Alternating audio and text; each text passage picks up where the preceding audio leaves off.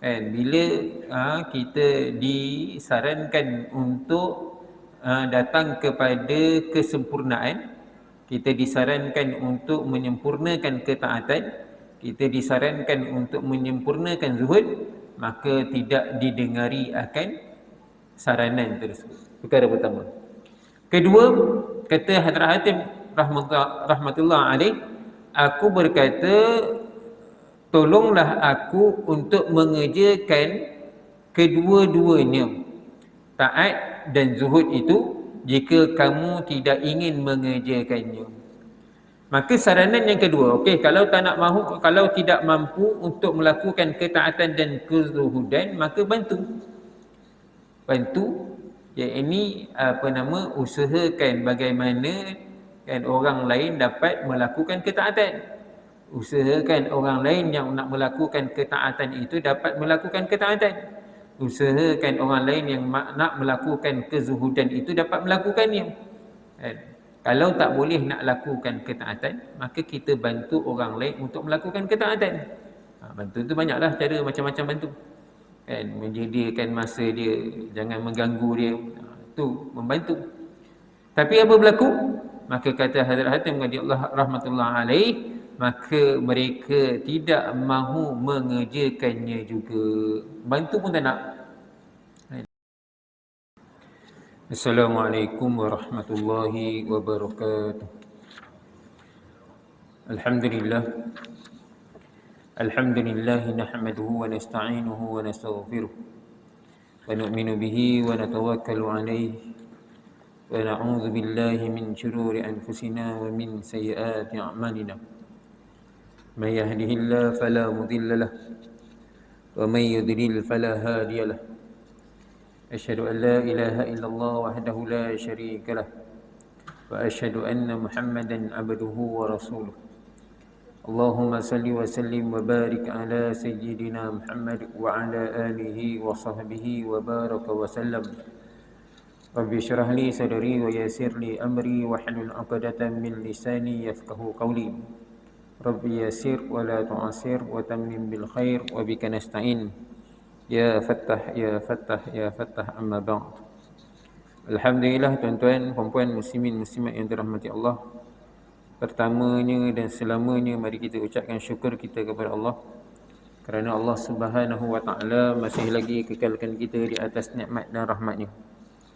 Allah Subhanahu wa taala masih lagi berikan kita taufik dan hidayat, dapat lagi kita terus beriman, beramal, menunaikan perintah-perintahnya, mengikut sunnah jalan petunjuk yang telah ditunjukkan oleh baginda Nabi sallallahu alaihi wasallam. Moga-moga dengan kita terus menerus menjalankan perintah Allah, mentaati segala suruhan dia, menjauhi larangan dia, mencontohi kehidupan baginda Nabi sallallahu alaihi wasallam, maka Allah Subhanahu wa taala tambahkan lagi nikmat-nikmatnya kepada kita. Allah Subhanahu wa taala permudahkan urusan kita. Allah Subhanahu wa taala angkat kesusahan kita, lebih-lebih lagi dalam kita berhadapan dengan pelbagai cabaran yang ada pada masa kini. Tuan-tuan, tuan-puan muslimin muslimat yang dirahmati Allah, insya-Allah pagi ini kita akan sambung kitab pengajian kita, kitab Minhajul Abidin, Jalan Para Abid, karangan nasihat daripada Imam Al-Ghazali rahimahullah taala. Kita masih lagi membincangkan tentang aqabah penghalang, aqabah yang menjadi peringkat yang menjadi penghalang kepada seseorang itu dalam beribadat. Dalam menghalang seseorang itu daripada beribadat, perkara pertama Imam Ghazali sebut ada 4 penghalang. Ada 4 penghalang seseorang itu daripada beribadat. Pertama, dunia akan menghalang seseorang itu daripada beribadat. Kedua, makhluk ataupun manusia yang talih, manusia yang jahat, makhluk yang jahat akan menghalang seseorang itu daripada beribadat. Ketiga, syaitan. Dan keempat, nafsu. Jadi tuan-tuan muslimin yang dirahmati Allah, kita masih lagi membincangkan tentang yang kedua. Sebelum ni, perbincangan yang kita bawa ialah mengenai pandangan-pandangan ulama mengenai beruzlah ataupun mengasingkan diri, menjauhkan diri daripada manusia ataupun makhluk yang toleh ini. Mengikutkan pandangan-pandangan ulama, ramai juga ulama-ulama yang berpandangan, tuan-tuan muslimin yang dirahmati Allah, semata-mata untuk mengasingkan diri daripada orang ramai, perkara itu bukanlah menjadi tuntutan. Bahkan menjadi kemestian untuk orang-orang yang Allah Subhanahu Wa Taala berikan mereka ni ilmu, Allah Taala berikan mereka ilmu, maka mereka perlu untuk mendampingi orang ramai. Ini pandangan-pandangan ulama. Manakala berbeza dengan pandangan Imam Al-Ghazali rahimahullah ta'ala, daripada apa yang akan dinyatakan oleh Imam Ghazali rahimahullah ta'ala ini, tuan-tuan muslimin yang dirahmati Allah Subhanahu wa ta'ala, pandangan-pandangan yang dibawa oleh Imam Ghazali rahimahullah ta'ala menunjukkan bahawasanya dalam keadaan untuk menyelamatkan iman dan amal, untuk menyelamatkan agama seseorang, maka antara perkaranya ialah dengan mengasingkan diri daripada suasana yang tidak baik, mengasingkan diri daripada keadaan makhluk dan manusia yang oleh. Ini pandangan Imam Al-Ghazali. Baik. Seperti mana yang dinyatakan, seperti mana yang dikatakan oleh Imam Ghazali rahimahullah ta'ala, kemudian hendaklah anda mengasingkan diri daripada makhluk. Semoga Allah Subhanahu Wa Taala memberi taufik kepada anda dan kepada kami juga untuk mengerjakan taat kepadanya. Mengasingkan diri untuk mendapatkan ketaatan. Satu orang untuk dia sempurnakan ketaatan dia kepada Allah Subhanahu Wa Taala, antara perkara yang perlu diusahakan pada Imam Ghazali rahimahullah ta'ala adalah dengan mengasingkan diri, ataupun kita sebut dengan beruzlah. Kata Imam Ghazali rahimahullah ta'ala lagi, dituntut anda berbuat demikian untuk, yakni beruzlah, mengasingkan diri dan dari manusia taleh, kerana dua perkara. Sebab kenapa Imam Ghazali rahimahullah ta'ala kata perlunya mengasingkan diri daripada manusia-manusia yang taleh? Dua sebab. Ada dua sebab dituntut untuk orang ramai, orang yang biasa, awam, untuk mengasingkan diri. Ada dua sebab. Salah satunya ialah bahawa mereka akan menyibukkan anda daripada dapat menumpukan perhatian untuk beribadat kepada Allah Subhanahu Wa Taala, seperti mana yang telah dihikayatkan oleh sesetengah ulama bahawa beliau telah berkata, aku telah melalui sekumpulan orang yang sedang bertanding memanah, dan di sana terdapat seorang yang sedang duduk menyendiri berjauhan daripada mereka. Maka aku mahu bercakap dengannya, lantas dia mengatakan, berzikir kepada Allah terlebih enak kepadaku daripada bercakap dengan kamu. Maka kataku, kamu berseorangan? Maka jawabnya, bersamaku Tuhanku dan dua malaikat yang berada di kiri dan kananku. Maka tanyaku lagi, siapakah yang menang daripada mereka yang bermain panah ini? Maka jawabnya, sesiapa yang Allah Subhanahu Wa Taala telah mengampunkan segala dosanya. Maka tanyaku lagi, di mana jalan untuk mendapat keampunannya?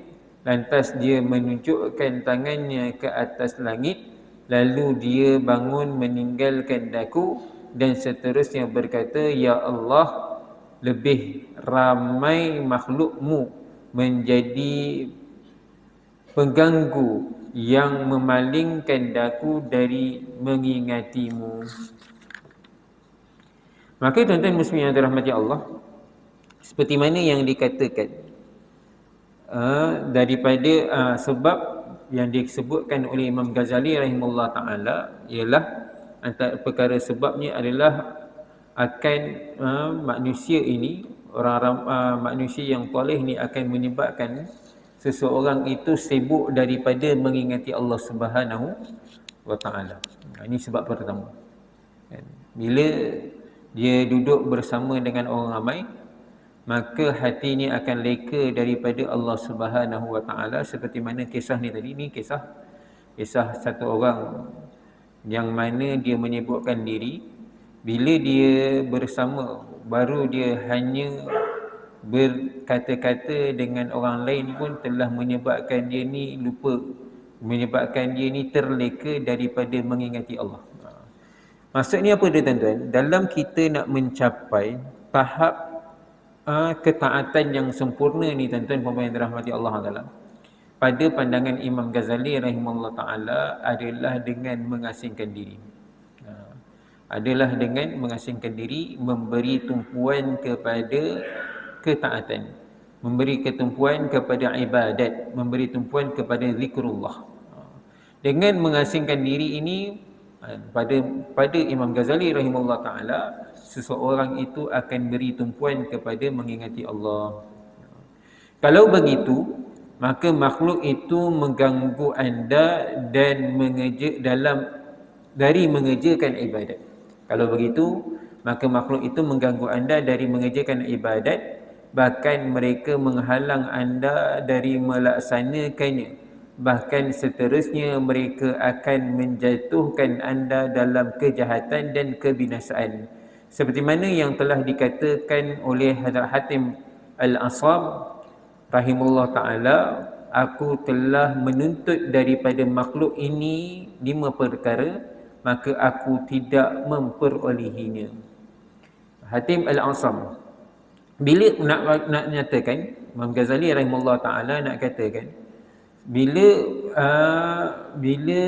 hati mula lalai, seseorang yang mana bila dia mula lalai daripada Allah, mula lalai daripada mengingati Allah, maka diri seseorang itu akan mula jatuh dalam kejahatan dan maksiat. Kejahatan dan maksiat ni tuan-tuan, kemungkaran berlaku bermula daripada kelalaian. Kemungkaran maksiat ini berlaku tuan-tuan puan-puan yang dirahmati Allah Taala, bermula daripada lalai. Bila lalai, satu orang yang mana hati dia lalai daripada Allah Subhanahu wa ta'ala, maka menyebabkan dia ni tuan-tuan puan-puan muslimin muslimat yang dirahmati Allah Taala, dia akan terjerumus dalam kemungkaran. Sebab tu kan Hadrat Hatim Al-Asam, Hatim Al-Asam ni beliau dikenali sebagai Al-Asam, pekak. Satu orang yang pekak.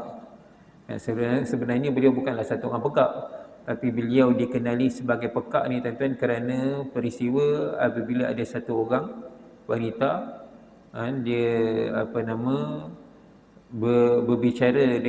berbincang dengan Hadrat Hatim. Maka berlaku sesuatu perkara yang tak disengajakan oleh wanita tersebut, kan, oleh kerana ada perkara yang mana dia mengeluarkan bunyi yang tidak baik, kan.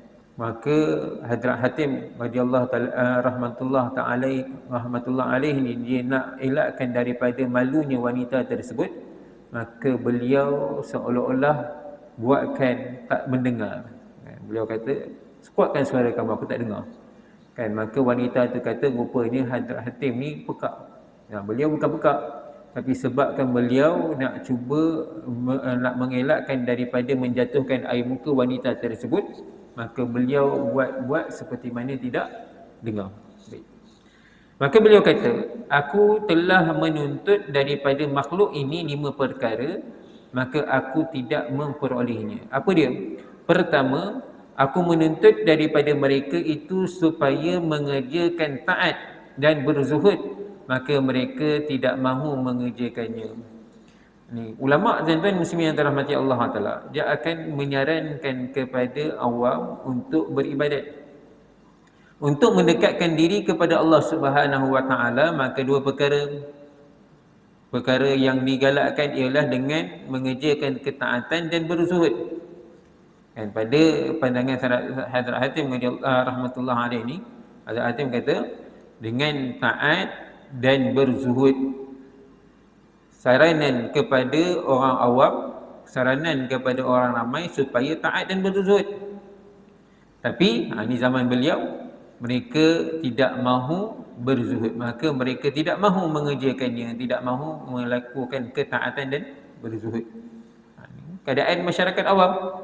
Bila kita disarankan untuk datang kepada kesempurnaan, kita disarankan untuk menyempurnakan ketaatan, kita disarankan untuk menyempurnakan zuhud, maka tidak didengari akan saranan tersebut. Perkara pertama. Kedua, kata Hadrat Hatim rahmatullah alaih, aku berkata, tolonglah aku untuk mengerjakan kedua-duanya, taat dan zuhud itu, jika kamu tidak ingin mengerjakannya. Maka saranan yang kedua, okey, kalau tidak mampu untuk melakukan ketaatan dan kezuhudan, maka bantu, iaitu usahakan bagaimana kan orang lain dapat melakukan ketaatan. Usahakan orang lain yang nak melakukan ketaatan itu dapat melakukan ketaatan. Usahakan orang lain yang nak melakukan kezuhudan itu dapat melakukannya. Kalau tak boleh nak lakukan ketaatan, maka kita bantu orang lain untuk melakukan ketaatan. Bantu tu banyaklah cara, macam-macam bantu. Menyediakan masa dia, jangan mengganggu dia. Itu membantu. Tapi apa berlaku? Maka kata Hadrat Hatim radhiyallahu rahmatullah alaih, maka mereka tidak mahu mengerjakannya juga. Bantu pun tak nak. Jangan diganggu. Jangan usahakan bagi ruang, berikan ruang, bagikan masa untuknya, untuk dia berzuhud. Tapi apa berlaku? Manusia ni, makhluk ni, orang awam ni, dia akan buat dia akan tidak mahu membantu. Baik. Ketiga, kata Hadrat Hatim rahmatullah alaih, aku terus berkata, redalah akan daku jika aku melakukan taat dan zuhud, maka mereka juga tidak mahu melakukan. Redha. Maksud dia apa dia tu? Kalau tuan-tuan tidak mahu bantu aku dalam ketaatan dan kezuhudan, maka biarkan aku. Aku nak melakukan ketaatan dan kezuhudan, maka biarkan aku. Jangan kalau tak nak datang kepada ketaatan, kalau tidak mahu datang tidak mahu untuk membantu, maka redha. Maknanya redha, biarlah. Kan? Jangan diganggu, jangan dikacau, jangan dibuat apa-apa. Kan? Biarkan sahaja aku dalam ketaatan dan kezuhudan. Tetapi apa berlaku? Maka mereka juga tidak melakukan, bahkan mereka membenci daku pula. Orang melakukan ketaatan, kita hari ini masyarakat awam, tuan-tuan, muslimat yang dirahmati Allah, bila orang mula nak datang kepada ketaatan, maka itulah yang akan mula dipertikaikan. Akan mulalah orang pertikaikan, apalah ni. Kan, habiskan masa dengan masjid sahaja, habiskan masa dengan ibadat, macam mana dunia dia, mula dia akan pertikaikan masyarakat awam. Kan? Bila orang mula nak buat kebaikan, kan, dia tidak mahu buat kebaikan yang sama. Dia tak bantu untuk melakukan kebaikan bersama, tapi dia memula benci pula orang yang melakukan kebaikan. Mula dibencikan pula orang yang melakukan kebaikan. Ini keadaan yang apa yang dikatakan ini zaman Hadrat Hatim. Beliau ni, tuan-tuan, zaman dia berlaku pada beliau ni sekitar tahun 200 Hijrah, 237 beliau wafat. Tahun 237 Hijrah beliau wafat. Zaman kita dah 1400 tahun. Pada zaman beliau pun, bila orang melakukan kebaikan pun dibenci, kan, tidak disukai. Ini kan pula zaman kita hari ini. Kan, ini zaman kita hari ini. Keadaan masyarakat hari ini, tuan-tuan, lebih-lebih lagi teruk. Kan, bila diajak untuk melakukan kebaikan, tidak mahu dilakukan. Ajak untuk membantu pun tidak mahu dibantu. Ajak minta saranan supaya ini tidak diganggu pun, tidak dibenci pun akan dibenci. akan mula orang pertikaikan, apalah masjid sahaja, kan, apalah sibuk dengan berjemaah sahaja, apalah sibuk dengan akhirat. Orang akan rasa benci pula bila orang yang mana nak beribadat. Yang keempat, kata Hadrat Hatim rahimahullah ta'ala, aku berkata lagi, jangan kamu menghalang daku daripada mengerjakan kedua-duanya.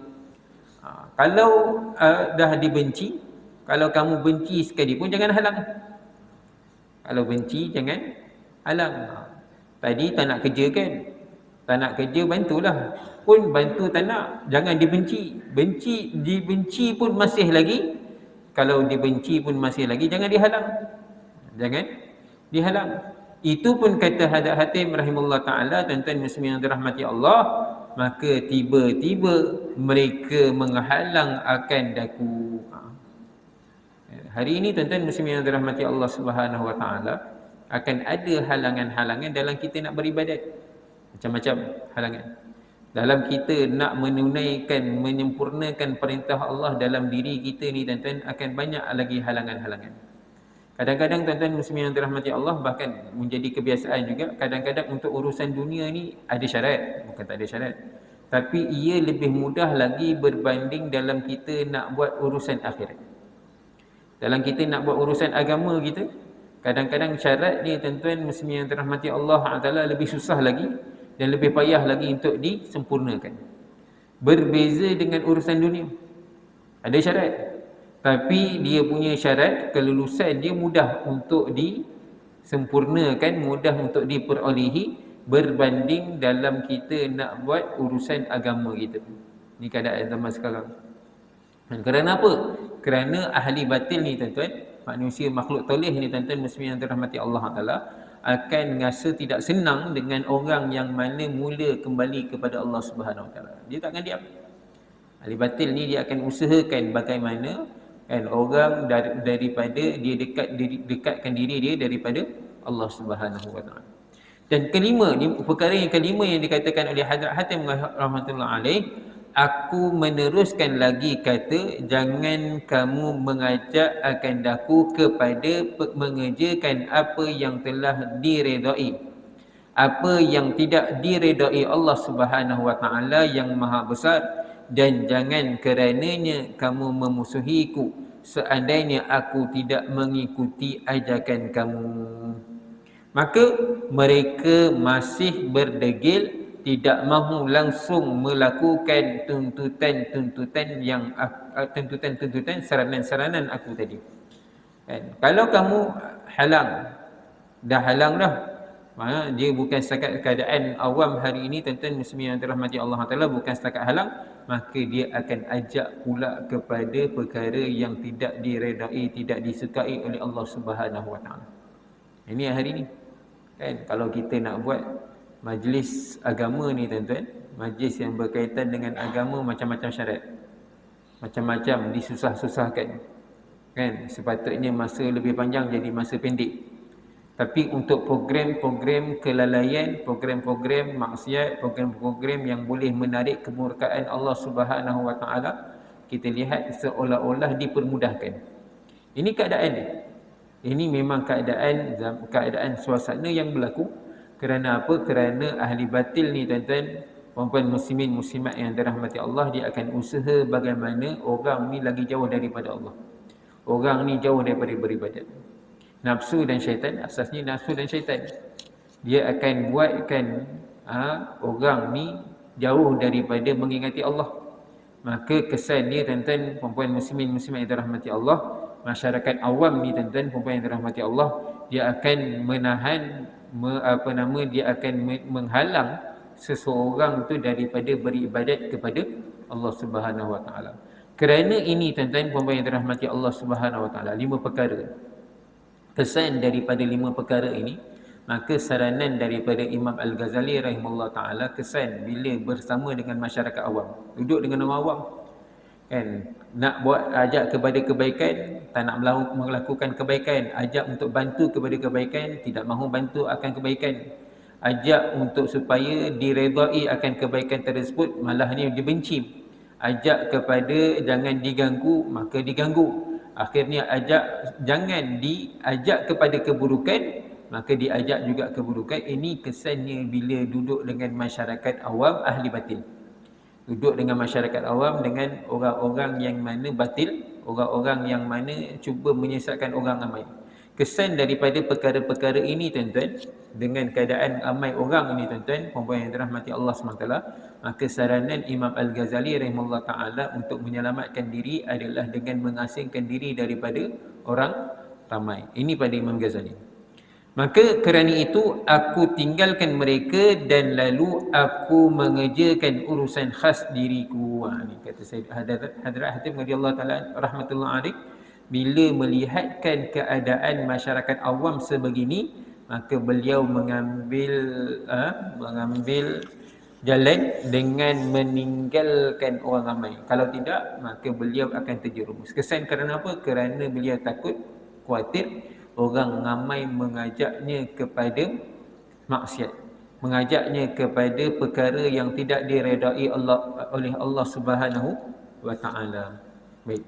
Kata Imam Ghazali rahimahullah taala lagi, dan ketahuilah wahai saudara seagama bahawa sesungguhnya Nabi anda, dan ini baginda Nabi Muhammad sallallahu alaihi wasallam, telah menyifatkan keadaan zaman uzlah.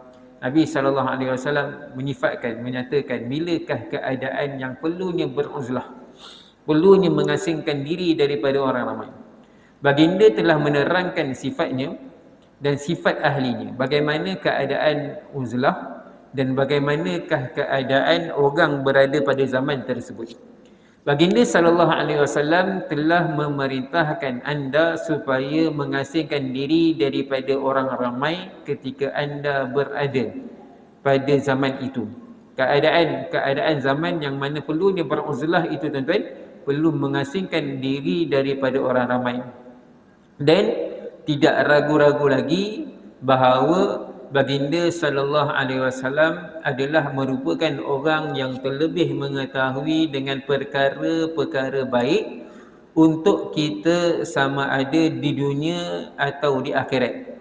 Dan baginda juga seorang penasihat yang paling mengkehendaki kebaikan untuk diri kita, melebihi daripada kehendak diri kita sendiri terhadap kebaikan diri kita sendiri. Baginda Nabi SAW, sifat baginda Nabi SAW rahmah. Amma arsalnaka illa rahmatan lil alamin. Kerana baginda Nabi SAW inginkan kebaikan daripada setiap umat baginda Nabi SAW. Dan keinginan kebaikan daripada baginda Nabi SAW ni tuan-tuan melebihi daripada keinginan kita.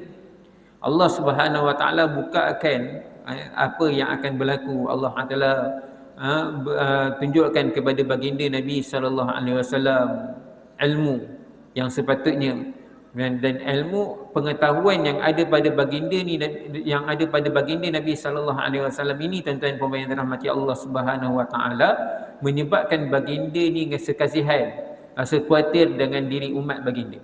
Baginda Nabi SAW, kalau kita lihat dalam sirah ni tuan-tuan puan-puan yang dirahmati Allah Taala, kita akan lihat bagaimana ni sifat rahmahnya baginda Nabi SAW terhadap umat baginda.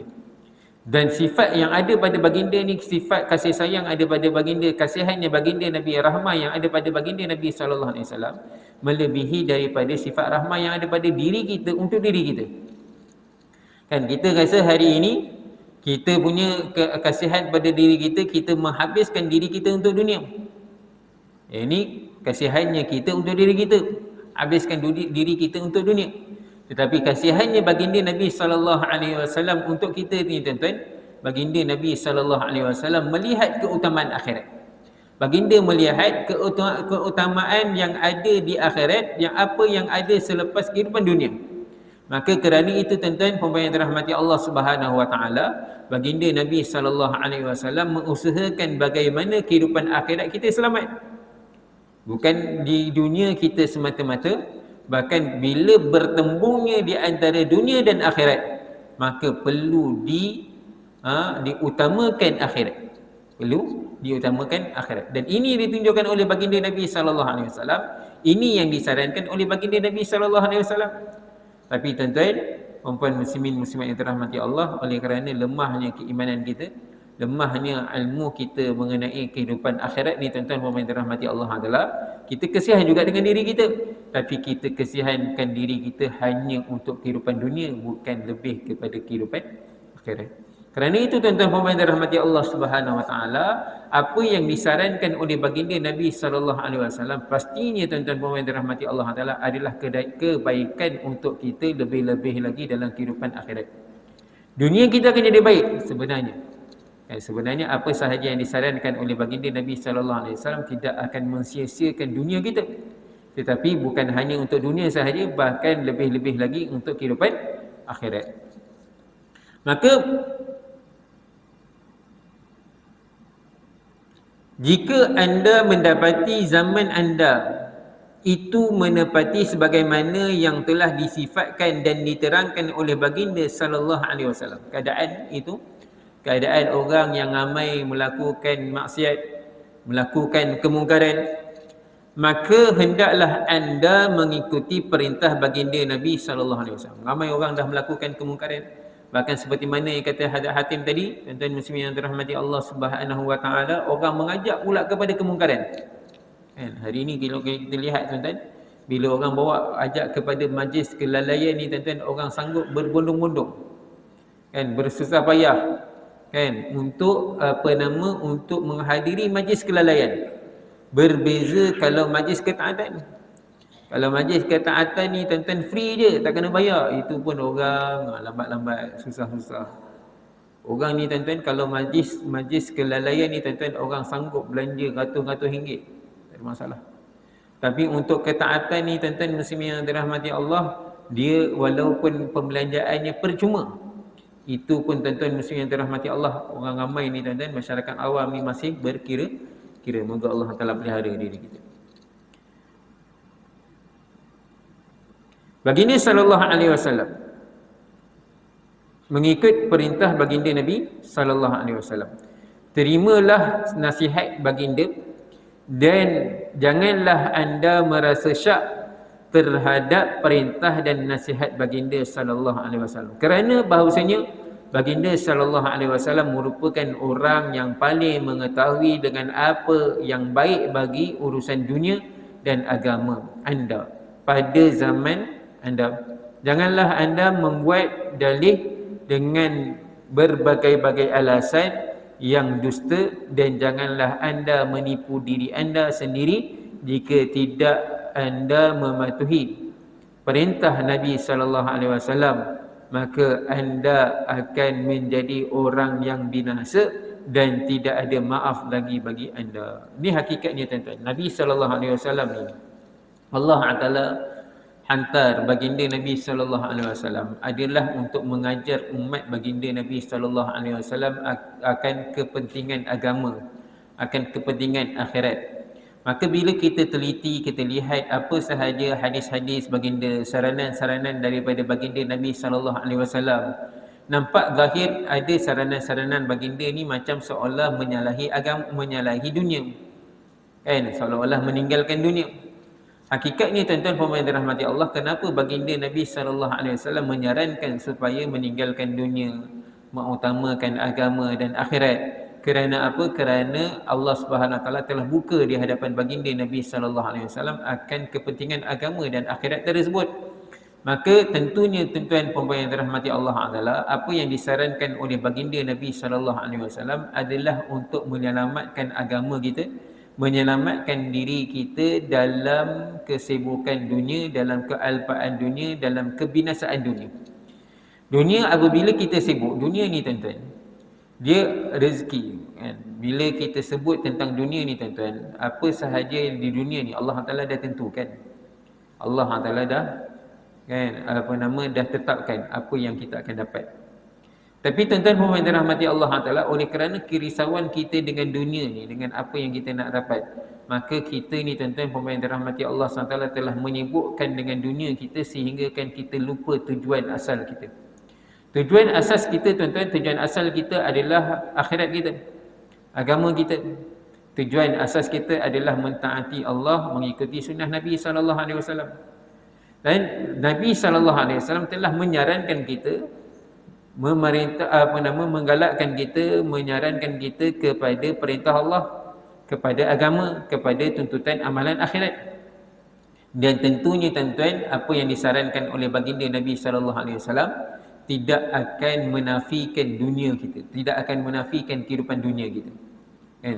Kita tak dengar zaman Nabi sallallahu alaihi wasallam ni tuan-tuan yang dirahmati Allah Subhanahu wa taala, oleh kerana mereka sibuk dengan agama, sibuk dengan berperang, maka mereka mati kebuluran.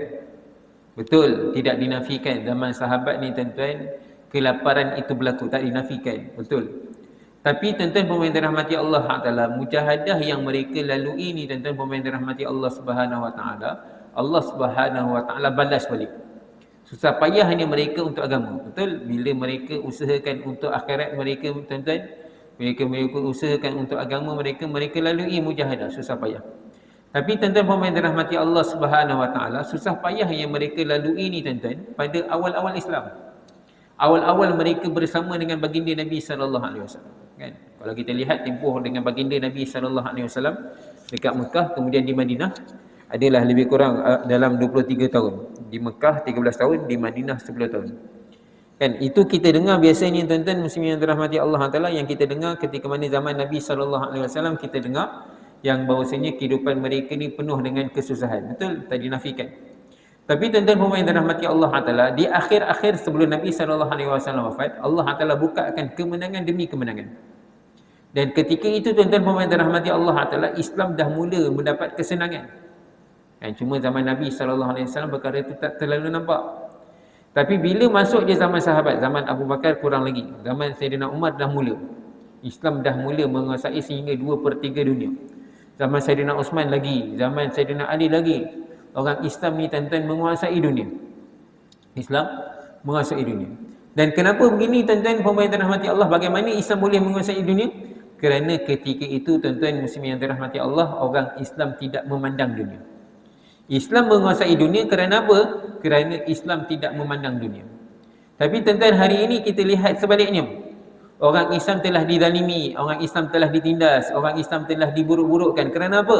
Kerana Islam hari ini, orang Islam hari ini terlalu mengagungkan dunia. Akhirnya Allah Taala hina orang Islam dengan dunia yang mereka agungkan. Yang dunia yang kita agungkan. Berbeza zaman sahabat radhiyallahu taala anhum. Kan dunia datang kepada mereka. Dunia di bawah tapak-tapak kaki mereka. Kerana apa tuan-tuan pemain dirahmati Allah Subhanahu Wa Taala? Kerana mereka meninggalkan dunia. Kan Islam datang. Kan kalau kita lihat sahabat-sahabat radhiyallahu taala anhum ni tuan-tuan, mereka walaupun kekayaan dah datang kepada mereka, mereka tak takut untuk belanjakan kekayaan itu, harta itu ke jalan Allah Taala sebanyak-banyaknya. Kan sebanyak-banyaknya. Banyak mana dapat, banyak tu dia habiskan. Kan Sayyidatuna Aisyah radhiyallahu taala anha. Kan Allah Taala berikan kekayaan yang beliau dapat hasil daripada harta peninggalan baginda Nabi sallallahu alaihi wasallam tuan-tuan, ada harta peninggalan. Tapi baginda Nabi sallallahu alaihi wasallam, harta peninggalan baginda Nabi sallallahu alaihi wasallam bukan harta warisan. Kan nabi-nabi tidak diwariskan, tidak mewarisi dan tidak diwariskan. Cuma harta-harta peninggalan baginda ni menjadi nafkah pembelanjaan kepada isteri-isteri baginda Nabi sallallahu alaihi wasallam, nafkah pembelanjaan. Maka hasil daripada pembelanjaan itu tuan-tuan, hasil daripada harta itu tuan-tuan menjadi satu ketika Sayyidatuna Aisyah radhiyallahu taala anha dapat hasil yang terlalu banyak.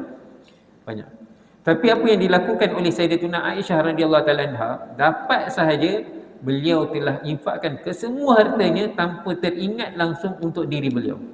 Sehingga kan isteri hamba beliau, khadim beliau kata, hari ini kita puasa, kan ada tak sikit 1 dirham untuk beli belanja makan buka puasa. Kata Sayyidatuna Aisyah, kenapa kamu tak ingatkan aku awal-awal? Kan aku dah habis belanja baru kamu nak ingatkan.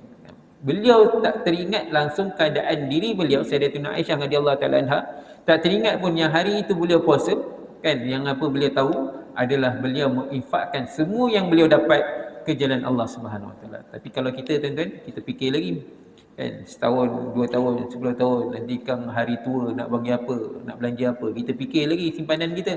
kan, tapi kita lihat bagaimana sahabah radhiyallahu taala anhum, mereka menggunakan apa sahaja yang Allah Taala berikan, apa sahaja yang Allah Taala berikan kepada mereka, mereka telah habiskan untuk agama Allah.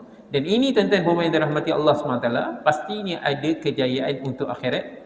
Dunia Allah Taala beri, akhirat lebih-lebih lagi. Sebab tu tuan-tuan puan-puan yang dirahmati Allah Taala, landasan kita di dunia ini adalah mengikuti apa yang disarankan oleh baginda, apa yang disarankan oleh Nabi SAW kepada kita.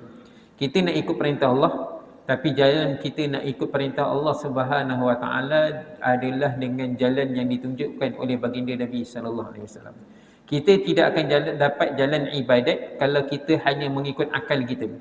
Kita tak akan dapat jalan ibadat dengan kita nak mengikut suasana teknologi yang ada semata-mata. Tetapi kita akan dapat jalan ibadat yang sebenar, yang diinginkan oleh Allah SWT adalah dengan kita mengikut saranan yang ditunjukkan oleh baginda Nabi sallallahu alaihi wasallam. Oleh itu tuan-tuan puan-puan yang dirahmati Allah Subhanahu Wa Taala, dan kita kan kebaikan kita dalam kita nak beribadat, berzuhud ni tuan-tuan puan-puan yang dirahmati Allah Taala, salah satu yang ditunjukkan oleh Imam Ghazali ini tak habis lagi. Kan sebelum ni kita dah bagi tahu ada pandangan-pandangan ulama uzlah ini bukan jalan dia. Tapi Imam Ghazali rahimahullah taala kata ada jalannya. Kat sini ada perbahasan ulama detail untuk menghimpunkan pandangan-pandangan. Kan? Bukanlah nak salahkan tidak boleh beruzlah, bukan nak kata satu orang tu kena berdamping dengan masyarakat. Sebelum ni kita dah bahas kan pandangan ulama yang menunjukkan bahawasanya kan uzlah ini bukan jalan dia. Tapi pandangan Imam Ghazali mengatakan uzlah ni jalan dia. Maka keadaan dan Imam Ghazali bawa pula saranan daripada baginda Nabi SAW seolah-olah kedua-duanya bertentangan.